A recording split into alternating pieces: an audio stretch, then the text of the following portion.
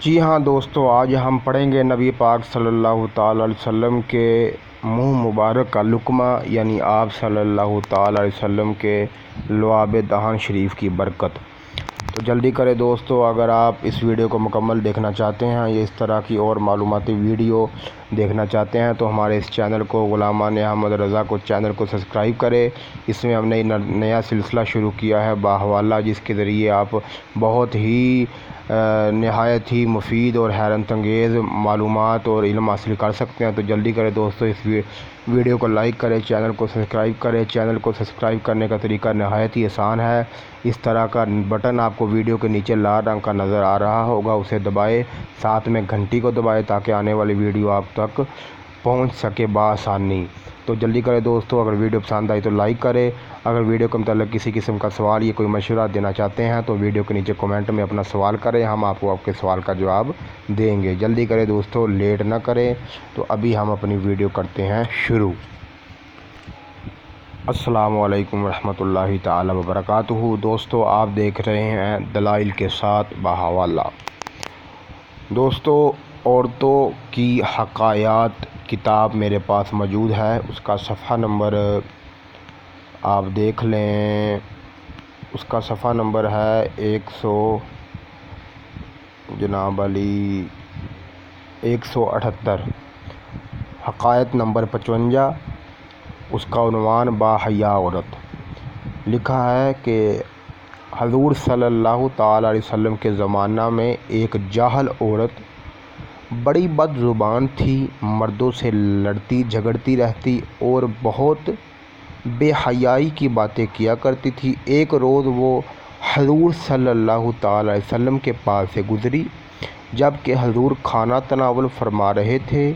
اس نے عرض کی، یا رسول اللہ، مجھے بھی اپنے کھانے میں کچھ عطا فرمائے تاکہ میں آپ کا تبرک کھاؤں، لیکن یا رسول اللہ، آپ کے کھانے کا جو لقمہ آپ کے منہ میں ہو وہ مجھے دیجیے۔ یعنی معلوم ہوا اس دور کے فقیر جو ہے اور اس دور کے جو بے حیا لوگ ہیں وہ بھی نبی پاک صلی اللہ تعالی وسلم کی تعظیم اور ادب کرتے ہیں اور آپ کے لعاب شریف کو تبرک سمجھ کے وہ تناول فرماتے ہیں، کھاتے ہیں۔ تو معلوم ہوا جو نبی پاک صلی اللہ تعالی وسلم پر اعتراض کرے یا کہے وہ عام بشر ہے تو وہ اس دور کی بے حیا اور بدظن عورت سے بھی بدتر ہے۔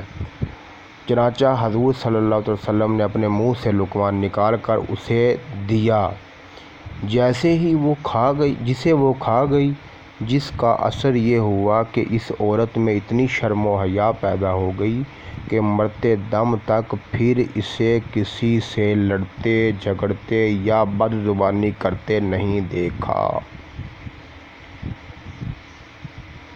حجۃ العالمین کے اندر بھی یہ حقائق لکھی ہے۔ سبق اس سے یہ ملتا ہے کہ یہ حضور صلی اللہ علیہ وسلم کے لعاب دہان شریف کی برکت ہے کہ آپ کے لعاب آمیز لقمہ کھانے سے بے حیا عورت باحیا عورت بن گئی اور اس کی ساری جہالت و بد زبانی دور ہو گئی۔ ایک آج کل کے بعض منحوس لوگ ایسے ہیں کہ نومولود بچے کو صرف اپنی انگلی سے شہد کی گھٹی بھی دے تو وہ بچہ بڑا ہو کر بد زبان اور بے حیا بن جاتا ہے۔ یہ بھی معلوم ہوا کہ حضور صلی اللہ علیہ وسلم سراپا نفاست و طہارت تھے۔